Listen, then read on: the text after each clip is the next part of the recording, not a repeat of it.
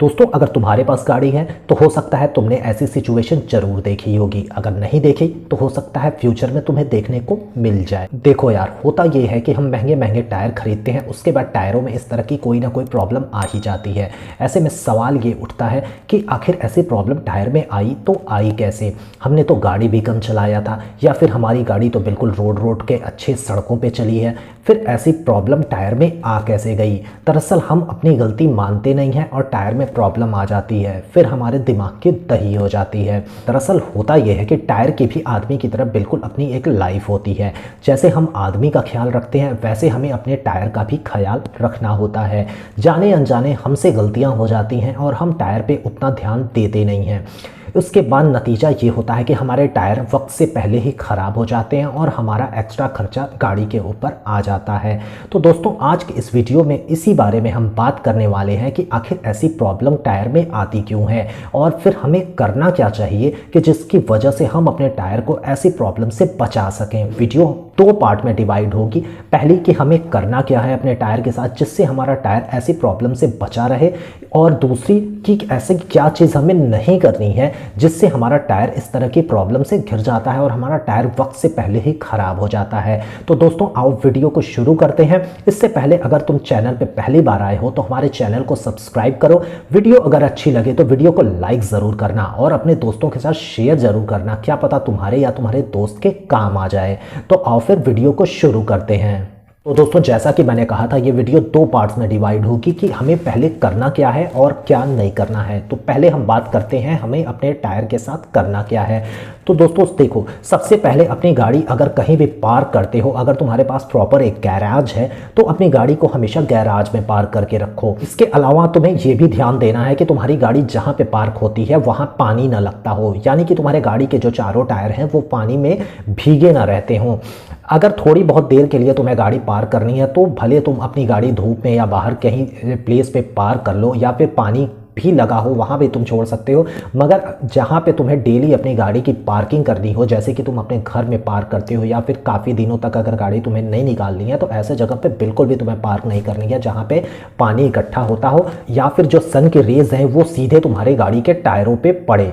दरअसल इससे होता यही है कि तुम्हारे टायरों पर डायरेक्ट सन रेज पड़ने की वजह से टायर कई जो रबर कंपाउंड होती हैं वो सूख जाती हैं, और जिससे टायर के जो रबर होते हैं बहुत ज़्यादा हार्श हो जाते हैं, जिससे तुम्हारे टायर में क्रैक्स आ जाती हैं। तो पहले तो ये दो काम तुम्हें बिल्कुल नहीं करना है कि अपने गाड़ी को किसी भी ऐसे ओपन एरिया में नहीं खड़ी करनी है जहाँ पे सन रेज डायरेक्ट तुम्हारे टायर पे पड़े, और दूसरी कि तुम्हें ऐसे जगह पे बिल्कुल गाड़ी पार्क नहीं करनी है जहाँ पे पानी इकट्ठा होता हो।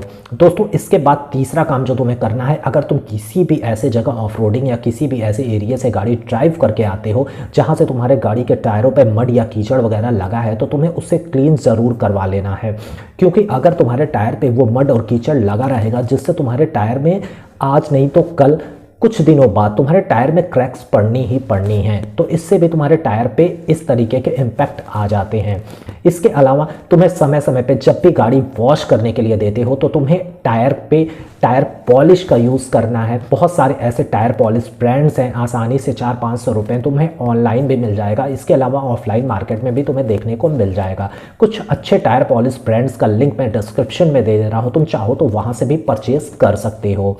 दोस्तों, इसके बाद हम बात करते हैं कि क्या चीज़ है जो तुम्हें करनी है। तो दोस्तों, इसका भी जवाब तुम्हारा इसी पार्ट में छिपा था जो तुम्हें नहीं करनी है। दरअसल वही काम है जो तुम्हें करना है कि अपनी गाड़ी को तुम हमेशा किसी प्रॉपर गैराज या किसी ढकी हुई सीट जगह पे तुम्हें पार्क करनी है जहाँ पे डायरेक्ट सन रेज नहीं आती है। तो तुम्हें मतलब प्रॉपर एक गैराज हो या फिर कोई ऐसी जगह हो जहाँ पे डायरेक्ट धूप नहीं लगती हो तुम्हारे टायर पे। दूसरी, तुम्हारे गाड़ी को ऐसे जगह पार्क करनी है जहां पानी नहीं आता है। इसके अलावा तीसरा वही है कि तुम्हें अपने टायर को हमेशा साफ रखना है। अगर तुम्हारे टायर में कीचड़ या मड वगैरह कुछ लगा हुआ है तो उसे क्लीन करके रखना है। के अलावा एक चीज़ और है, तुम अपनी गाड़ी के एयर प्रेशर को भी हमेशा मेंटेन चेक कराते रहो टाइम टाइम पे। इसका बहुत बड़ा इम्पैक्ट आता है तुम्हारे टायर के परफॉर्मेंस पे और टायर की लाइफ पे भी। दोस्तों, ये थी कुछ टिप्स जो तुम्हारे लिए काफ़ी हेल्पफुल होगी अगर तुम्हें भी अपने टायर को एजिंग क्रैक से बचाना है। बाकी ये टिप्स तुम्हें डिस्क्रिप्शन में भी देखने को मिल जाएंगी, अगर भूल गए हो तो डिस्क्रिप्शन में जाकर रीड कर लेना। दोस्तों, अब इसके बाद हम बात कर लेते हैं, अगर तुम्हारे टायर में इस तरह की प्रॉब्लम आ गई है तो इसका इम्पैक्ट क्या होगा, क्या नुकसान हो सकता है तुम्हारे टायर के अंदर। तो देखो यार, अगर तुम्हारे टायर में इस तरह की क्रैक्स हैं तो सबसे पहले जो प्रॉब्लम आएगी तो इसका सीधा नुकसान जो होता है वो सबसे ज़्यादा होता है रेनी सीजन में। अगर तुम ऐसे सीजन्स में गाड़ी ड्राइव करते हो तो तुम्हारे जो टायर में क्रैक्स आई हैं उस रास्ते सीधा पानी अंदर जाता है टायर में। और तुम ये तो जानते ही होगे, टायर के अंदर एक स्टील बेल्ट की पूरी लेयर होती है, धीरे धीरे रस्ट आना शुरू हो जाता है जिससे तुम्हारे टायर के ब्रस्ट होने के चांसेस बहुत ज़्यादा बढ़ जाते हैं। ये तुम्हारे गाड़ी के सेफ्टी पॉइंट ऑफ व्यू के लिए बहुत ही ज़्यादा खतरनाक है। दोस्तों इसके अलावा एक जो बड़ी प्रॉब्लम होती है वो ये होती है, अगर ये क्रैक्स ज़्यादा बढ़ जाती हैं तो फिर तुम ज़्यादा गाड़ी को ड्राइव करोगे तो तुम्हारे टायर की हवा भी निकल सकती है जो तुम्हारे लिए कहीं रास्ते में ज़्यादा प्रॉब्लम क्रिएट कर सकती है।